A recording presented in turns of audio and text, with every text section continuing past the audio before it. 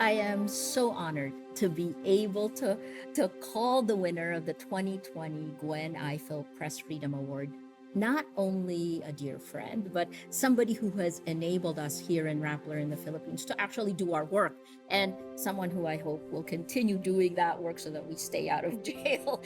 We are halfway around the world from each other, but please join us in this conversation with Amal Clooney. Amal, it is so good to see you. Hello, Maria. It's so good to see you as well. I wish we could be in the same room, but this will have to do for now. Thank you, CPJ, for giving me the chance to ask her questions instead of her grilling me. To prepare for this, I looked at everything you did in your life, and very impressive. Oxford University, NYU Law, a professor at Columbia Law School. But the crucial question, why do you do what you do? I think one of the reasons I do it is because I know how lucky I am. I was born in Lebanon at a time when that country was going through a civil war, and I was lucky enough, my family was able to leave the country and we moved to the UK as refugees, and from there, anything was possible. But I think another part of it, though, is frankly anger. I think anger drives a lot of what I do because when I read about what's happening in many places in the world, I just feel a sense of outrage that those in power are abusing their power. Today in 2020, I see in far too many places those who are committing human rights abuses are free and those who are reporting on them are imprisoned. And I will continue to focus on trying to tackle both problems. And I thank you for being so determined to continue the work that you do. Oh, no, I mean, thank you for that. And we are so much better because you do what you do, right? But when you're facing such seemingly hopeless cases, where does hope come from for you? Well, I don't know. I mean, I would ask you the same question. It never occurs to me to do otherwise. I suppose it's more, that's the default. And I think actually the worse the situation gets, you asked me why I'd focus on journalists.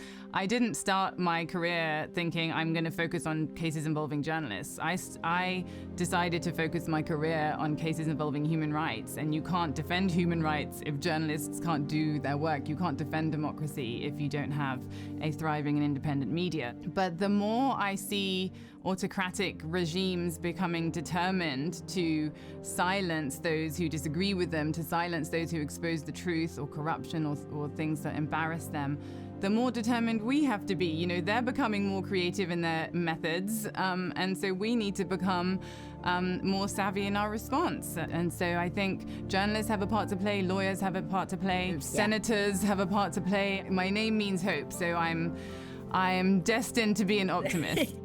So Amal, tonight you are getting the Committee to Protect Journalists their Gwen Ifill Press Freedom Award.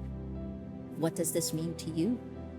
Well, I feel so honored to get this award. The Committee to Protect Journalists does incredible work. I couldn't do my work without them. I rely on their data. I brainstorm with them, and they are really professional and really devoted. And so, I think we both feel very strongly that journalism is the lifeblood of democracy, and that this is, something we have to continue to fight for. I know how powerful a defender you are, and we in Rappler are just so lucky to have you on our side. Your taking my case helps give me the courage to do what we're doing, to continue standing up to power. Because I know that, God forbid if something happens, and I tell you this all the time, I know you're there. What kind of pressure does that put on you? Well, I do feel pressure when I work on cases like yours. And to some degree, your case does keep me up at night. And so it should, because you might be the one in the dock, but it's actually democracy that's on trial. If you can be taken away and handcuffed and silenced, then every other journalist in the country knows what they need to do to stay safe. It's not a fair contest. You have the truth on your side, but your foe is the most powerful person in the country. And the other side of this case is the government that controls the police and controls the army and controls the prosecutors and potentially controls the courts. So I think we are asking a lot of journalists. I think you're incredibly courageous, but you shouldn't need to be this courageous. It's too much to ask. It's too much pressure on people like you, and I think that's why the system has to change. Most people may not realize your mom is a journalist, right? How has this affected you? What has she done? How has her work affected you? Well, I mean, I definitely watched her admiringly. She was a journalist initially in Lebanon and then a foreign correspondent based in the UK. But I grew up sort of watching her rushing to finish her columns.